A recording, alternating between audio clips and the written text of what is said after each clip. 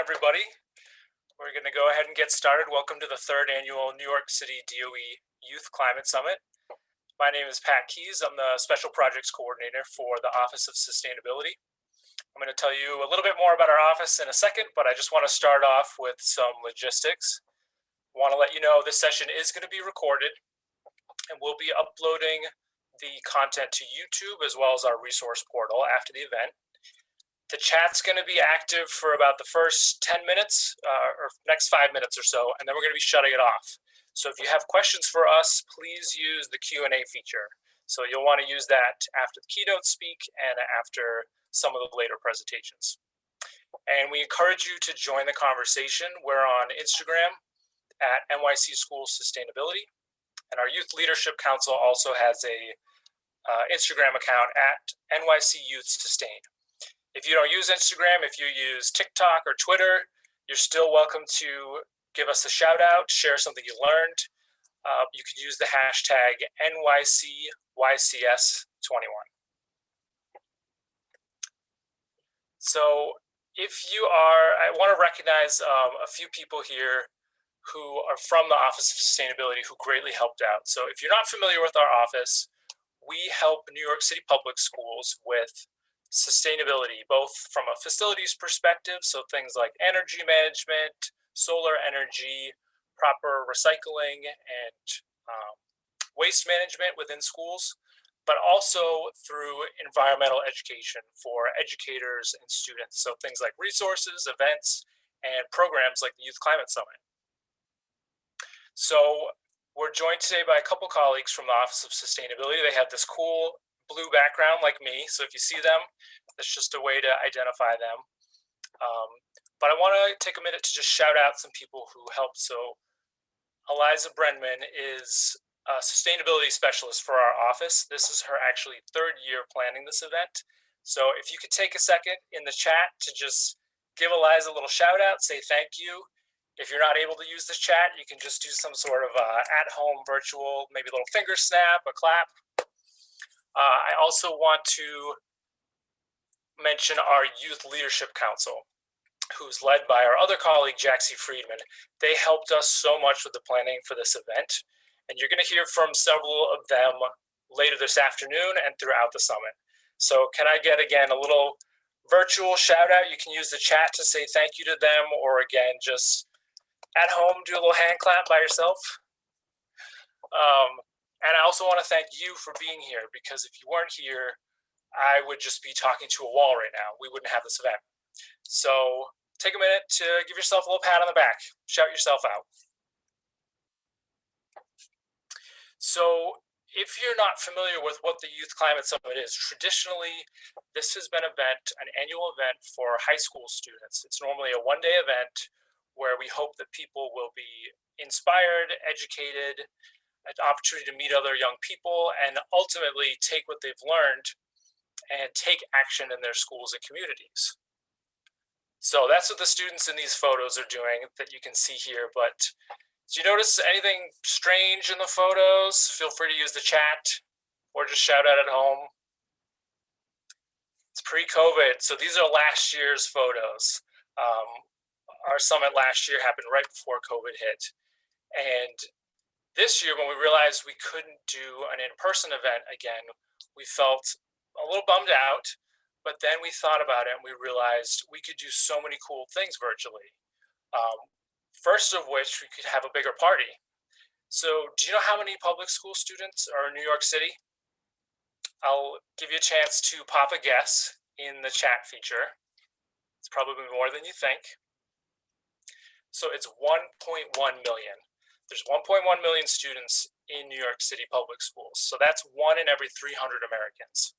So we thought, you know what, let's extend the summit this year to include elementary and middle school students and their educators, in addition to the normal high school groups we normally invite. So another great thing about virtual is we can continue the conversation each week. So normally the summit is a one-day event and it's over. But this year we're able to chunk it up and spread it out over 4 weeks. So hopefully you can learn some things today, take it home, reflect, work with your school on some things, and then come back next week and learn some more. And then best of all, there's no travel involved. So you could be in your pajamas right now for all we know. Get comfortable. But the point is, with such a large network, we really have the ability to make change on a massive scale. But if you're new to this work, it can be helpful if you start with your own work first. So throughout the summit, I'm going to invite you to reflect every now and then as you hear some of these different youth leaders speaking and think about, what's my climate story? How can I connect my interests to climate action? What have I learned that applies to my school or community? And how can I use my voice to bring attention to important issues? So first thing you can do really easily is join us every week. This is week 1. We're going to have 2 more keynotes on the 9th and the 16th. And on the 23rd, we'll have a career panel where you'll hear about how people got into the sustainability field. So I'd like to take a moment to introduce the director of the New York City DOE Office of Sustainability, Meredith McDermott. She's going to be introducing our keynote.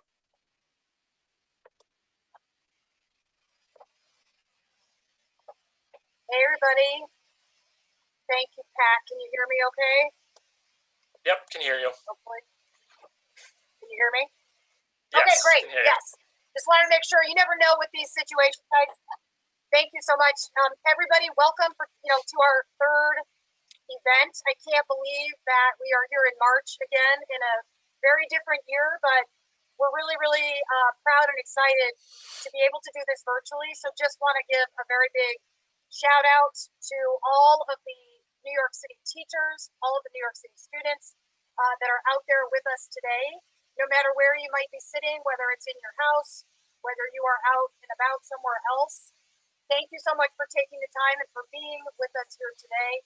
I also want to, Pat didn't get a shout out there. He was giving shout outs to the rest of the people on the team. I also want to give him a very big shout out. To my entire team, Eliza, Pat, Micheal, Jaxie, Thad, everybody on the team for really working together so beautifully and so well always, and to make exciting things like this happen. So it wouldn't happen without you all. So to the Office of Sustainability, my heart is yours, and just want to say thank you. So everybody, please do join us. This is our first keynote speaker. We're really, really excited to introduce her. We've got 2 more in the coming weeks, and then we're going to wrap up in the final week with an exciting career panel. So please hope to see you there. But without further ado, we are really, really lucky to be able to be joined by such an exciting and innovative young person who has been doing so much, not only in New York City, but beyond. So the climate movement wouldn't really get anywhere fast if it wasn't for people like Jade. And you're going to be able to hear from her directly today. So Jade Lazada is the policy director at TREEage, which is a youth organization mobilizing for just climate policy in New York City and New York State. Jade is now working to pass comprehensive climate justice education for New York State public high school students, and working also to uplift progressive policy in upcoming local elections. It's really important work. Jade's climate activism itself began when she joined youth organizers behind the 2019 climate strike, which brought together over 300,000 people together for the planet. Jade was also a 2019 finalist in the Climate Speaks program, which our great partners at the Climate Museum host this program, Climate Speaks, which is for written and spoken arts. Jade is also now a member of the New York City Climate and Resilience Education Task Force. So she's a new member as of this year, so we're very excited to have a younger perspective as a part of this very important work. So Jade, thank you for being here with us today. Hi, thank you so much for such a wonderful introduction. I really appreciate it. And I'm really excited to talk to you all today about climate stories. This is how I first got involved in the movement and what keeps me in here like month after month. So if you can go to the next slide, please. First, I just want to take a moment to introduce myself. Again, my name is Jade Lazada. I use she, her pronouns, and I'm 18 years old. I only graduated from high school last year. I went to the High School of American Studies at Lehman College, which is up in the Bronx. And going to school in the Bronx every day had a significant impact on my journey in the climate movement, which I'm really excited to tell you more about today. And like Meredith was talking about, now I am co-policy director of TREEage. I'm doing really exciting work trying to bring climate justice education to schools. And I'm also working on a piece of legislation called the Climate and Community Investment Act, which would tax polluters in New York State and redistribute the funds to environmental justice communities for jobs, green schools, etc. So if that sounds like something that interests you, you should go ahead and look it up. Okay, if you can go to the next slide, that'd be awesome. All right, great. So I started my whole journey with a competition called Climate Speaks. Like Meredith was talking about, it's a spoken word poetry competition. And when I first got involved, that picture on the left is me at my very first work. Climate change to be something that's kind of like very much on the horizon, not something that affected me directly and that wouldn't for many years to come. But I needed a story that felt personal, that would animate me so that I can animate the audience in front of me. And so I searched for a story that was within the city that I lived. And I came across the environmental justice communities in the South Bronx and elsewhere in the city that face the effects of extreme heat, sea level rise all the time that we just aren't talking about enough. Through telling the story I chose again and again in practice, like you can see in that picture on the right, I became really connected to it. I spoke about a girl of color who is low income, and I imagined to live in the South Bronx, experiencing asthma and the most insidious effects of climate change that aren't talked about. And I think that it's really important that everyone finds something that is relevant to them in the place that they live and the people that they are. For me, I couldn't really relate to the whole nature side of climate change because I lived in the city and I never really commuted outside to go like on hikes or anything. So this was something that was relevant and that really became part of who I was. You can go to the next slide. Eventually that June, which was the June of 2019, I performed my poem. It was called Baby Girls. And after doing that, I realized that I needed to sustain my involvement in the movement. Art was so powerful for me and for everyone I met in climate strike organizing and at TREEage, in that you can mold it to find what resonates with you or what resonates with your audience. And there are so many different ways it can be interpreted. But of course, behind every single piece of climate art is a climate story. So I want to get into a few of them today that are in New York and beyond. So if you can go to the next slide. I'm starting with the Rockaways, but I want everyone to remember that New York City is full of climate stories. We have about 8 million people here, and so many of us are immigrants. It's the most diverse city in the world, and that means that wherever people come from, they're bringing with them a climate story, regardless of whether they experience the impacts of climate change here. But of course, probably the most obvious instance of climate change in New York City is in the Rockaways. We all know about Hurricane Sandy and the disaster that affected there, which you can see in those pictures. But even looking toward the future, by 2100, it is most likely that the Rockaways could be underwater due to sea level rise. And it's not just the Rockaways, it's also Harlem, the Hudson Yards, Chelsea, and a lot of other neighborhoods in the city. Next slide, please. Another community that I want to put in focus is the South Bronx. Like I was saying, this one was really important to my own climate story. It is nearby where I went to high school and where my father and my mother lived when they were young. Specifically within the South Bronx, there's a neighborhood that some of you might live in called Mott Haven. And Mott Haven has the highest rates of asthma in the city. That's because of a lot of fossil fuel infrastructure, is what we call it, nearby. Mott Haven has a Fresh Direct, that's the food delivery service depot, in the neighborhood that commutes like 1,000 times daily bringing food into the city. They have 4 highways. They have a newspaper printing press. They have a parcel depot, and they have sewage sites there. All of that means that the community members get asthma at 5 times the national rate. They're hospitalized at 5 times the national rate. And unsurprisingly, 97% of the people who live in that neighborhood are Black and Latino. Move on. The next neighborhood that I want to focus on is in Queens and the East Bronx, where those residents really experience urban heat island effect.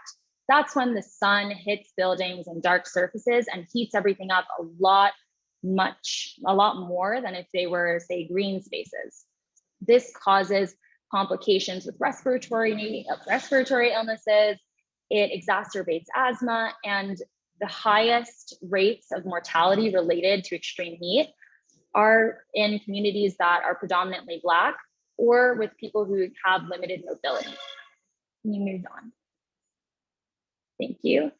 Now we're kind of moving outside of New York City. A lot of people in the city come from Bangladesh. Maybe their parents came from Bangladesh, or perhaps like a region near it.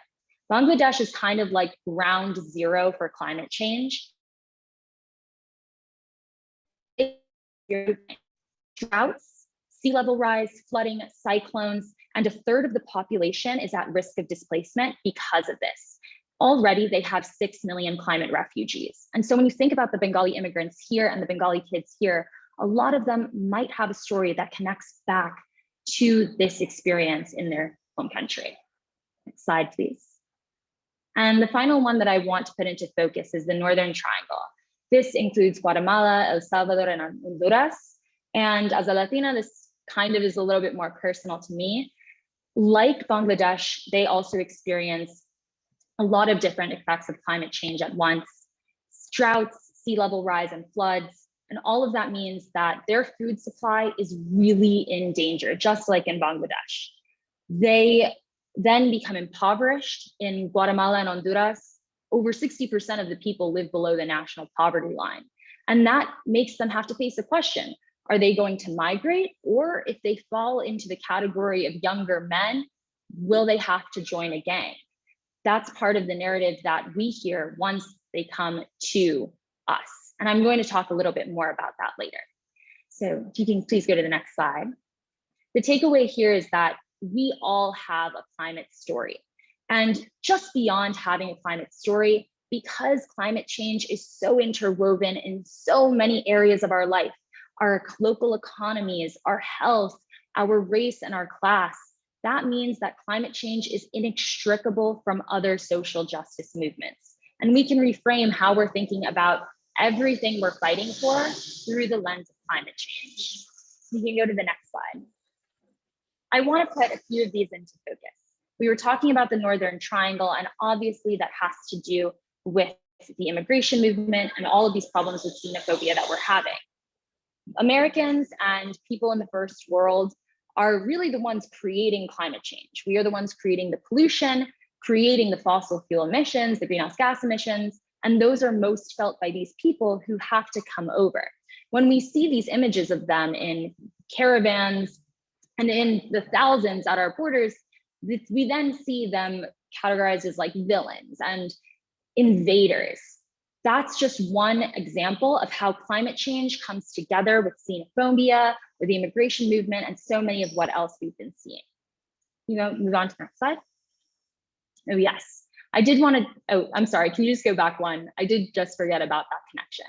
I also wanted to highlight that there's a connection here with the gun reform movement. That's because of not New York, but America's like lax gun laws. It means that it's really easy for people in Central America to get like smuggle guns across the border from America. And because they are so poorly positioned between the center of drug manufacturing and the recipients of the drugs, that's like South America and America, they are the ones who are really in the crosshairs of violence and drug trafficking. Then, of course, there's a really obvious connection with the Black Lives Matter movement and all racial justice movements.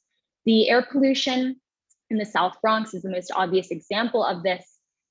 These instances of environmental racism tie so nicely with what people are fighting for across the board, trying to get justice for their communities, for their races and ethnicities. And I think this one is the most obvious, so I have the least to say about it, but I hope that you will kind of do more research and mobilize more at this intersection. So if you can go to the next slide. And then finally, there's the women's movement. Most climate refugees are women. And unfortunately, when women are displaced, they're 80% more likely to be displaced by climate change. They're more likely to then experience domestic violence. And there's even a 20 to 30% increase in human trafficking once they are displaced. That's a connection that is really overlooked, and definitely in our women's movement here, we don't account for all of the women who are in the crosshairs of climate change on the other side of the world. So you can go to the next slide. I just want to talk now about how our generation has already mobilized around climate justice and all of these other issues. And we know that we're making headlines and changing elections year after year as we age, and most of us aren't even eligible to vote yet. That's a really exciting thing because our power is already historic. And if we right and really reconceptualize all of these social justice movements as well as climate change to account for all of these intersections, it means that our solutions are going to be even greater than anything that has ever been thought of before. So if you can move on to the next slide. Now, I just want to leave you with a few ideas for how you can mobilize. You all have friends, you all have family members, whether they are your age or older or younger. And that means that if you give them simple actions to do, a one-click email to their representatives or legislators talking about, oh, this legislation that I think that you should vote against or vote for, or a donation even, whatever is possible. If you arrange that for them and just send them that link or talk to them about it in conversation, you can probably affect really great change just through the people you know. The other way that I want to highlight that you can be mobilizing this year is in the New York City elections. This is a really important year where a lot of the people up for city council seats and mayor may reflect interests of yours that you haven't seen up there in politics before. And so even if you're not eligible to vote, it's really important that you do your research and you understand what goes into a voting plan so that you can help the people in your life who are eligible to vote to do the same. And with that, I just want to say thank you. And if you have any interest in plugging into climate policy work or working in those elections coming up, you can go to the link triageteam.org, which I think Eliza put in the chat, or follow us on Instagram. Thank you so much.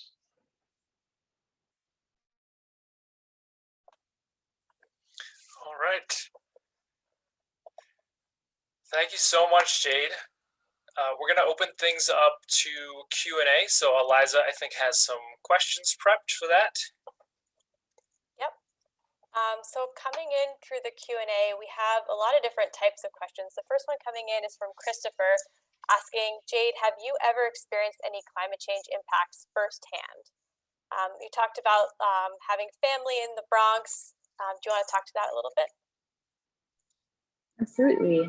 I am really lucky that I live on the Upper West Side. My neighborhood was gentrified a long time ago, and my family just kind of stayed around because it is such a privileged neighborhood now compared to when they first moved there. I haven't had to experience most of these more obvious impacts of climate change firsthand. But definitely my mother, who has lived in the Bronx and in other outer boroughs near these pollution sites, she has struggled with asthma her entire life. And now that we are facing COVID, she has really had to stay at home this entire year almost, and definitely feels that she has been put in the crosshairs of COVID and is really scared for her safety. That's something that these communities face at large, and it is no coincidence that they're also the ones experiencing the highest rates of COVID-19 illnesses and deaths. It's because they're at risk because of their asthma and their other respiratory issues because of the pollution. Awesome, thank you. We've had a couple different questions come in. I'm going to put them together. So Christina was asking about how do you have any recommendations for how students can face kind of like the overwhelming nature of all these different issues with climate change? And then also Marna is asking, what are some actions that students can take right now to help? I think you hear a lot about doing different like sustainability initiatives and making changes in your life that will help. And while those are important, it's also important to remember that most of plastic and fossil fuel emissions, the control of that is really in the hands of really large, like world dominating corporations. And so if you have the time and the like mental health to do it, honestly, it would really be great if you could join like a climate organization or just generally get involved in climate work. That might mean, like we were talking about at the end, going ahead and speaking to a legislator, like calling their office or emailing them directly about something that you want to see happen. But either way, it's really important that you kind of do your research about what can be done in the city. And I think that's especially important because we are stakeholders in whatever decisions are being made right now. Like we're the ones who will be adults when they're being played out, when their effects are being played out. And so it's really important that our voices are represented. And to get to like the first part of that question about how we can include all of these social justice movements at once, I think that really comes into play when you consider who you are engaging in advising your work and implementing it. You want to make sure that you are engaging activists and community members across social justice issues. And when you have those opinions and perspectives represented, that's when you start to get these really innovative solutions that solve multiple problems at once. Awesome. Thank you, Jade. Do we have, Pat, how are we doing for time? I would say we could do one more question. Okay, awesome. There's a lot of questions coming in. Just trying to look through them, find a good one. Yeah, I think a couple of questions have come in about how to start conversations about environmental racism or climate justice. Do you have any kind of beginning tips and tricks for starting those kind of conversations that with people that may not think that this issue is affecting them? And that specific question is from Leah. So thank you, Leah. Awesome, that's a really good question. I think the people that come into mind, maybe a little bit harder to speak to about it, are your parents or just generally like the older people in your lives. And wherever they may come from, I know mine are like born and bred New Yorkers, you can, if you're trying to like game this, you can kind of pick an area that they have a deep connection to. Say my dad is a really big racquetball player. He goes to Red Hook a lot to play racquetball. Red Hook faces flooding. When you kind of make these connections that are relevant to their lives and, you know, their youth and whatever, and you talk about the climate impacts in that area or the climate output in that area, maybe it's like a fossil fuel site, it's some kind of bus depot or whatever, then they are able to make the real life connection too. And I think that can go for really any age group. Parents just came to mind. You can connect the science behind it and the effects that you are seeing now with what they have always seen and felt in their community throughout their entire lives. So I think definitely starting with something tangible and relevant to them is a great place to get into a broader conversation about climate change. Awesome. I think that's a really good place to leave off. Thank you so much, Jade, for coming on and joining us. And thank you everyone for all your questions. There were so many. I put like answer live for some of them so we could see some of the questions coming in. I'm sorry we couldn't get to all of them, but thank you guys so much. And Jade, thank you for joining us. We really appreciate this. Absolutely. Thank you again. And I will try to answer some of the questions in the Q&A box. Bye, guys. Thank you. Yes, thank you, Jade, so much for sharing your story and your ideas. I really appreciate how you talked too about a global perspective and also brought things home to New York City. So if everybody could do a virtual thank you again, I think the chat's disabled, but you can give her a little wave or some finger snaps or something at home. So we're going to pivot now and hear from a few current members of our Youth Leadership Council. about what they're doing in their schools and communities.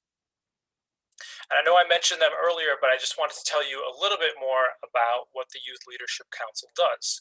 So it's about over 30 high school students who meet regularly to talk about sustainability issues at their schools. They mentor younger students. They develop resources and social media campaigns to spread awareness. And they help us in planning events like the Youth Climate Summit. They're also really helpful in helping us kind of connect the dots within schools on sustainability issues. So they work with their fellow students, teachers, principals, custodian engineers, and sustainability coordinators. So they're also going to be leading high school cohorts each week of this summit in developing climate action plans. So that's schools coming together and reflecting and planning about how they can bring what they've learned back to their schools and communities. So we're going to hear from 3 current YLC members who are going to share what inspires them to take climate action and what they're doing in their schools and communities. So we're very happy to have Micheal Magazine from Gramercy Arts High School, Maimona Montaj from Townsend Harris High School, and Gabby Mendoza from Young Women's Leadership School in Astoria. So they're each going to share about a 5-minute presentation on what they're working on, and then they're going to hang out, all 3 of them, to answer Q&A. So if Micheal is here, if we can go ahead and bring you on up. Yep, I am here. Okay, great. And are you able to share your screen? I should be able to share screen.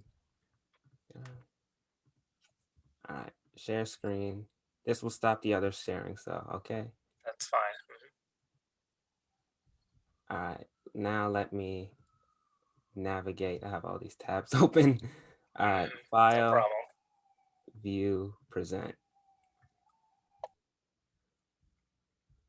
Start from the beginning. All right, so this is my climate journey. So let's start off before we figure out what I'm doing. Who am I? So my name's Micheal Magazine. I'm a sophomore from Gramercy Arts High School, but I'm also a photographer and filmmaker. I make many short films based on environmentalism and some based on general entertainment, such as horror. However, beyond all of that, I am a climate activist and environmentalist. And on the right, I have some images of some photos I've taken from the 2019 Youth Climate Strike and some general flower photography. So how did it all begin? For me, it all started back in elementary school. I had a science teacher, Mr. Hom, and in that science class, I started to learn about the beauty of nature, the metamorphosis of butterflies, and the joy of magic of camping in the wilderness. So from then on, I knew no matter what I did in life, I'd have to do something with nature and the environment. So I moved up a grade. I went into middle school. Here in middle school, I took living environment, of course, in the 8th grade, and I started to learn about the harm and danger of human activity on the environment, from the air pollution to the climate crisis caused by fossil fuels and the deforestation and massive wildfires worldwide. Something in my soul just compelled me to stand up against pollution and environmental destruction. And when I went up into high school, I finally figured out that I wanted to be a photographer. So I started to utilize my art for good. When I reached high school, I saw that the world was deteriorating, and I also saw that humans' destruction and pollution to the environment was getting to absurd levels. And I started actively speaking out against environmentalism. And I joined the Youth Climate Strike back in 2019. I went there with a group of friends from my high school, and we supported the movement for people to better treat the environment and the world. And I also started a new project. I started Nature Spotlight, where each month I'll have a video detailing some aspect of nature in my community, whether it's waste and management to trees and air pollution. I talk about a variety of topics to show people the joy of nature while also telling them the problems that humans have caused on ecosystems and biomes. The first episode detailing waste and management be coming up around March 5th, so you can stay tuned for that. And I also have linked my YouTube channel if you want to check it out. And that's my story. So I started utilizing my art for good in the way that I saw fit. And I am now an environmentalist and a member of the YLC.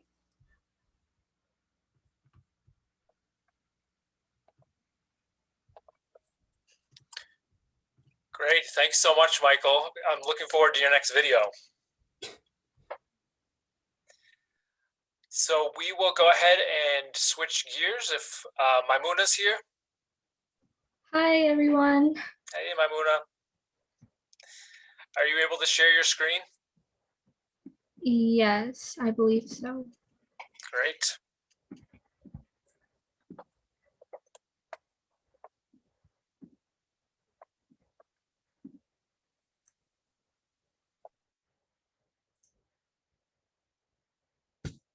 Sorry, it's taking long.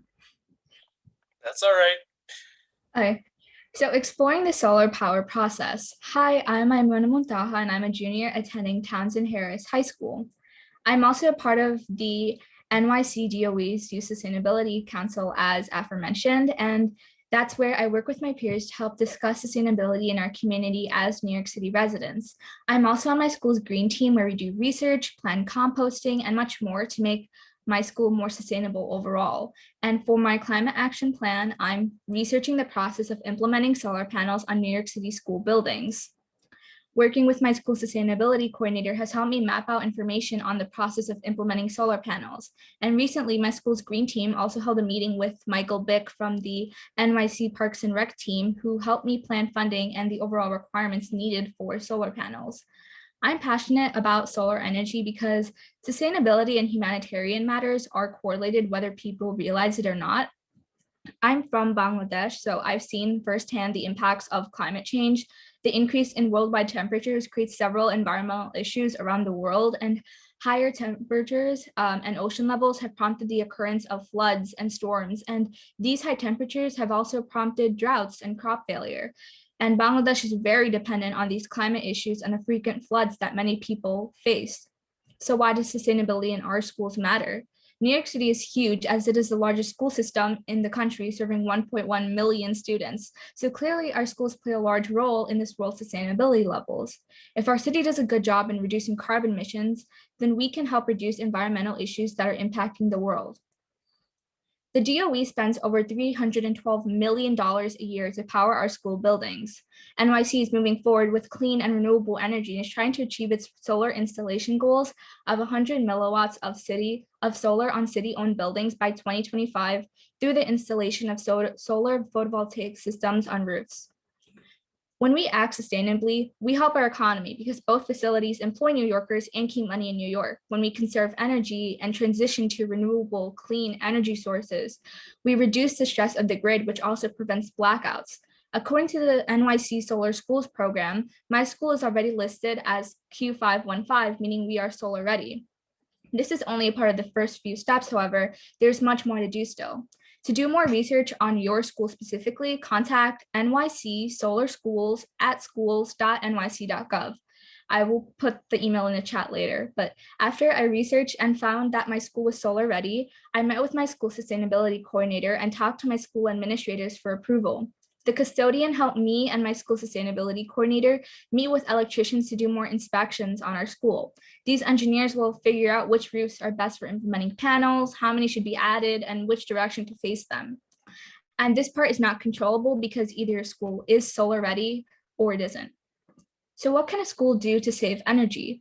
Again, students should contact NYC Solar Schools at schools.nyc.gov to see if schools are solar ready. Schools can do more research on the NYC Solar Schools education program as well. And this incorporates climate and renewable energy content into the curriculum for 3rd to 12th grade teachers through interactive workshops hosted by Solar One. A solar installation is not required to participate in the program. Schools can also encourage students to use less energy when it comes to turning on or off lights, and can send out important emails or hold Zoom meetings with the school community so students can learn more about the importance of solar, not just in our schools, but our community as well. I've started this action plan in January 2021, and I think that one thing to keep in mind is that action plans can be hard to accomplish, but that should not deter you from achieving your overall goal of helping your community.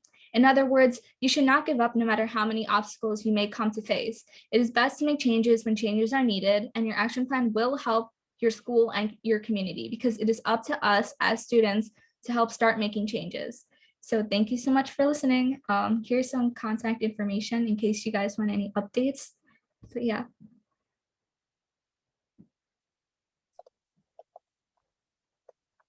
Thank you.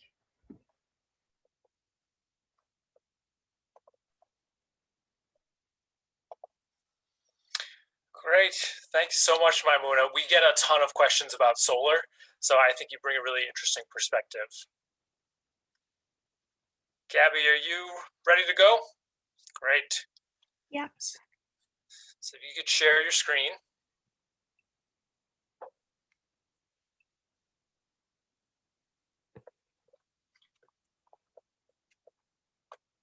Okay, hi everyone. So today my presentation is mainly going to be focused on student sustainability and action, meaningful climate action as a high schooler.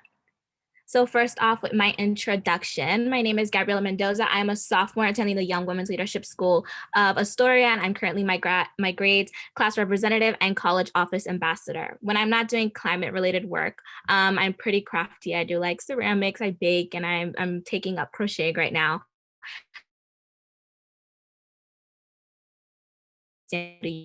Council and the Climate Resilience Education Task Force. Sorry.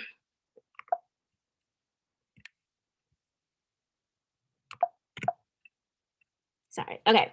Climate work in my school and community. I currently started an environmental club at my school, and me and my club have been lobbying with local representatives for the Climate and Community Investment Act, the CCIA, that somebody mentioned actually before.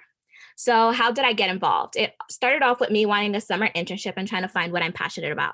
So freshman year summer, I decided that I wanted to take on a summer internship, just like kind of stay like involved and find my passion. And I realized that I was following a couple like climate related Instagram accounts. And I was like, okay, that's something I can try out. I asked one of my teachers and then I got involved with a Sunrise NYC. I joined the youth hub. And from there, I really branched off into like different youth-led climate action organizations. And I found like a really great community of different high schoolers and youth, and it's all been great so far. So from idea to action, I noticed a need for an environmental club at my school. I reached out to students who may be interested, and I asked staff for the process on how to start a club. This may be different for all different kinds of schools. Some might just need students to join. Some may need like a teacher to be involved, and some have like an application process. So after you get that all figured out, you start the club. So now here are some like ideas for meaningful climate action that you and your club can get involved with. So what I did with my school, but since everything's like virtual, you research what climate related issues your school and community may have, whether that's like a lot of trash around your school, maybe you want more trees on your street, maybe there's a lot of like paper waste, maybe there's, I don't know, a lot of electricity waste in your school. So yeah, you find something that's specific to your school. You can start a climate action plan for your school, which is something a lot of students will be working on later with other YLC members. You can host a teach-in on different environmental issues. This is something currently that me and my environmental club are working on, and I feel like we're doing a really great job with this. We're really including like different aspects of the climate crisis, like fast fashion, water scarcity, food waste, everything all around. And lastly, which is my favorite, is join other youth-led organizations like Sunrise NYC Youth, New York Renews Youth, and XR Youth. So these are really like youth-based climate action related organizations that really just like focus on empowering youth to really speak out about these issues. And I really enjoyed them because it's not so intimidating having like, you know, grown adults at your meetings or whatever.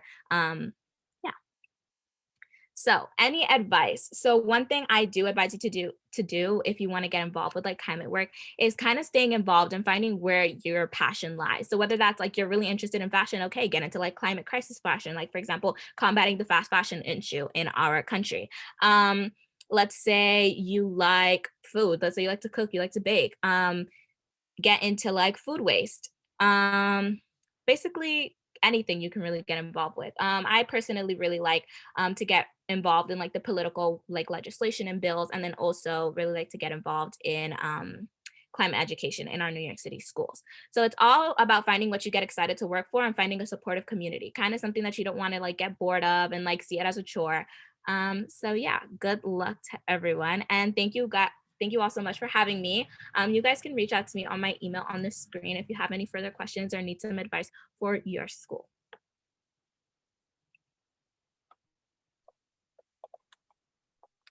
Great, thank you all so much. Gabby, I love that your last piece of your presentation was about the advice kind of summed up both Michael's and Maimuna's presentation. So Michael found something he was interested in, photography and videography. And Maimona, you also talked about building a community and finding out who to work with on things. And I think Maimona did a great job of that in her school when she was looking into solar energy. So we're going to open up to folks for the Q&A. So Eliza, you got some questions ready? Yeah, so Gabby, Micheal, and Maimona, you guys can turn your camera back on while we're doing the Q&A. And thank you guys so much for the awesome presentations and for sharing how you guys have been working on climate action in your own schools. So the first question is from Chayonika. So they're asking, so this is for Micheal specifically. So Micheal, communication is important in talking about climate change. So how has art helped you in dealing with the effects of climate change, but also to help you learn more? So yeah, if you could answer that. That's a good question. With me, I found that art has been more a guide to help guide me in the right direction to how I can influence other people's opinions on the climate and environmentalism as a whole. So I like to believe that the most compelling aspect to make someone want to do something is using their emotions. So using my art, whether it's my photos or my short films, I emotionally compel somebody to want to be more involved with the environment and climate change and all these other movements happening around the environment and the planet as a whole. And by doing so, people have the incentive to want to do it. They say, oh, these cute polar bears are dying in the Arctic. I want to do something about this. I can't let this stand. Or whether it's the dolphins or the turtles, whatever it is. It's all about using emotions and the art that you can convey, the emotions that can be conveyed within art to sort of influence other people. So that's the best form of communication that I found, because I'm not the best speech. I can't give a Martin Luther King type speech, but I can show you a photo or a short film that emotionally compels you to want to do something about it. So that's what I found. That's really awesome. And I think, Micheal, that matches really in well with these ideas of telling your climate story. You don't have to just tell it through one way. It's not just through speech. It could also be through photographs. It could be through film. That's really cool. Thank you for sharing that. Maimona, the second question is for you. So Natasha is asking, can you tell us more about how you're getting solar panels at your school? What got you into that and how are you kind of going about that process? So yeah, totally. I came up with the idea of solar panels because I really wanted to do something that I thought was, well, I really just wanted to save energy, and specifically solar energy. So for solar panels, let me actually send the email to everyone, but it's basically NYC solar schools at schools.nyc.gov. And when I emailed them, they told me that my school district, or Q515, was red solar ready. And that doesn't mean that automatically they can implement the solar panels, but there's a lot more steps to it as well. There has to be engineers who come to see if our school is actually solar ready and can implement the solar panels right away, and if it's actually required, because some schools obviously solar panels can be implemented, but they don't have enough sunlight in order for it to be effective. So if you can't really control that. So that's what I'm doing right now, and hopefully it does get approved. And once it gets approved, I'm hoping I can ask more solar panel companies to do pro bono, or to implement the solar panels on my rooftops, on my school's rooftops for free. Awesome. Thank you, Maimona, for sharing that. And I think it's really cool that you're sharing it's in progress. It's not like we have solar panels and this was easy, but it's no, it takes time, it takes steps, but you're showing really a lot of tenacity going at it. So thank you for sharing your story. Gabby, this next question is for you. So it says, Gabby, how did your work with Sunrise lead to more involvement and engagement with the local community, since the Sunrise movement is known more for its progressive politics? So Gabby, if you don't mind talking a little bit more about your work with Sunrise, and yeah, that would be great. Okay, yeah, that's great. Okay, so I am mostly involved with the Sunrise Youth Hub. I'm actually the political lead. So yes, it's definitely known for its progressive politics. And one way we are getting involved with local communities is we're really focusing right now on the mayoral mayoral campaigns, and also city council members. So that's a way that you can really get involved with your community, as well as Sunrise is really open to any ideas and really anything you want to do for your community. So if something, and they'll really guide you. So if there is something in your community that you see a problem with and you you kind of just want that support for Sunrise, like definitely bring it up at like one of their next meetings, or even come to like the youth meetings. I feel like that's way less pressure than actually going to like the meetings with all the adults and stuff. And speak about it, and we'll definitely like talk about like your local communities. If you see like a huge problem in your community, that's something we can definitely talk about and work out together as a community. It's kind of just like we're all supporting each other. So yeah. Awesome, that's great. It's also cool to hear that Sunrise has different types of meetings for adults and youth, so that there's more of like a focused area that isn't so intimidating. That's really cool. Thanks, Gabby. The next quick question is for Michael. Eugene is asking where we can see your work. So if you don't mind sharing the link to your YouTube channel, Michael, that would be awesome if you could do that in the chat. I'll put it in. Okay, thanks. The next question, I think it's for everybody, whoever wants to answer it. Just Sean is asking, where do you find the confidence to speak up without encountering the fear of people that will try to silence your voice? If somebody wants to take this on, maybe Michael.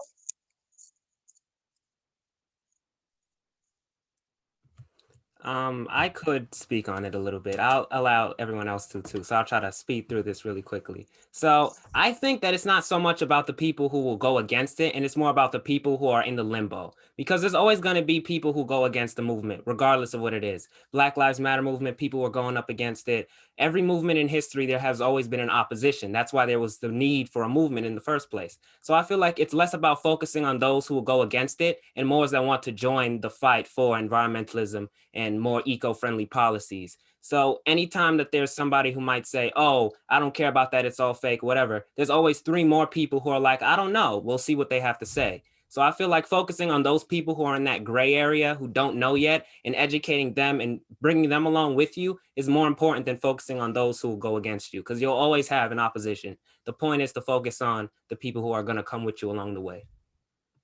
That's awesome. That's a really good point, that you have to find the people, you have to find your supporters and really like come together to move forward. I feel like we should be moving on to finish things up so you guys can head on for your day. But Gabby or Maimona, do you want to add anything to that question?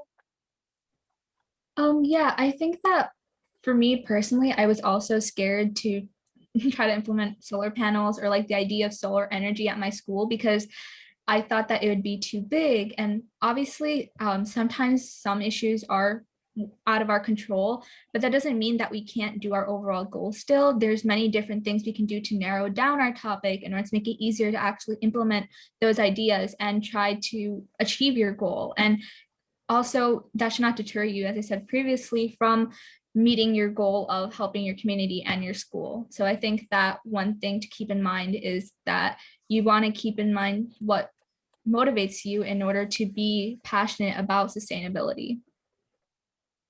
Awesome. Thank you, Maimona. There's so many questions coming in. Thank you guys so much. I'm going to publish some of them so you can see each other's questions, but we're going to have to move on.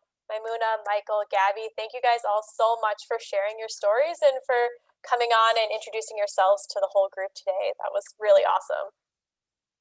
Yes, thank you. Phenomenal job.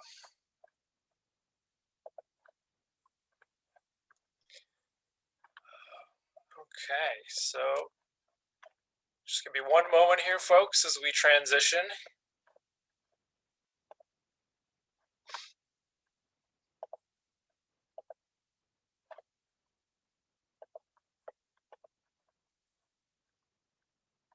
All right, so we're at the point of the day where we're gonna break up. So if you are part of the full Youth Climate Summit, you are going into your climate action planning session right now.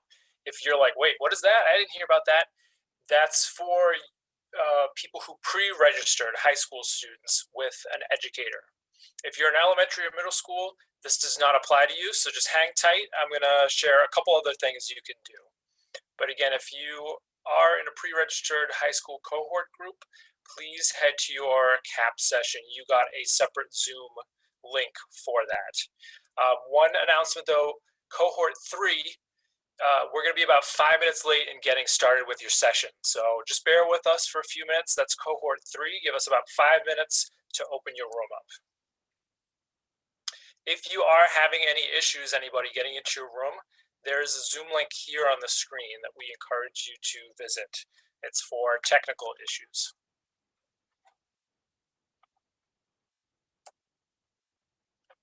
So for those of you who are there, I just have a few quick things to wrap up.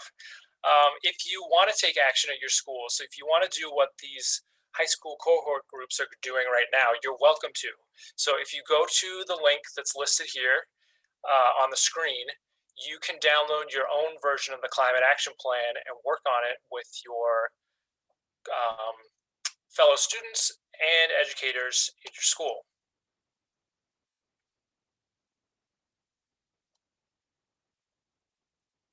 There's also some other ways you can get involved. So each week we're going to post on our resource portal, we're going to post a video and video of the previous recording and resources that we shared throughout the event. So be sure to check that out. It's the first link on the screen. We also encourage you to submit a climate poster.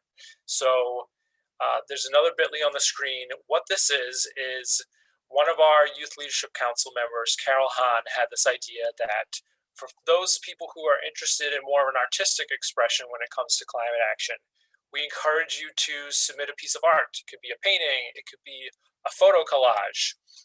If you upload it to the link that's on the screen, we're going to go ahead and showcase those pieces of art the final day of the summit. So we'll have a little gallery walk on March 23rd. Again, there's the link to create a climate action plan. And again, we encourage you to get involved on social media. So you can follow us on Instagram at NYC School Sustainability and at NYC Youth Sustain. And again, if you're not on those platforms, you can still be involved in the convo if you use the hashtag NYCYCS21.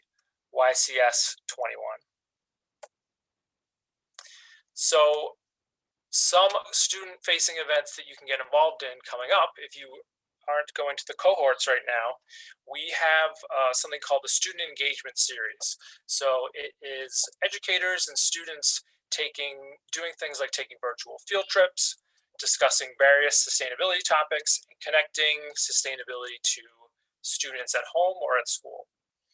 So we're going to have our next student engagement session this Friday, March 5th. It's broken into elementary from 10 to 10:45, and then middle and high school start at 11 and 11:45.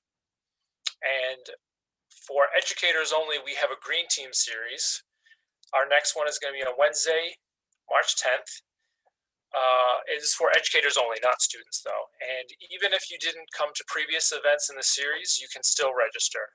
So our Eventbrite link is listed on the screen. It's NYC DOE sustainability.eventbrite.com. And lastly, please join us next week. If somebody forwarded you the link today, please, we encourage you to register yourself. The registration link is again on the screen. We're really excited next week to have JP Micheal with us. He's a Miami-based climate activist and an educator who's working with the Sunrise Movement, which is a youth movement dedicated to stopping climate change. And thank you again to all of you for attending. And I do have to cut the session off right now. But if you have any questions, please email me. Here's my email. And again, thank you so much for joining us all.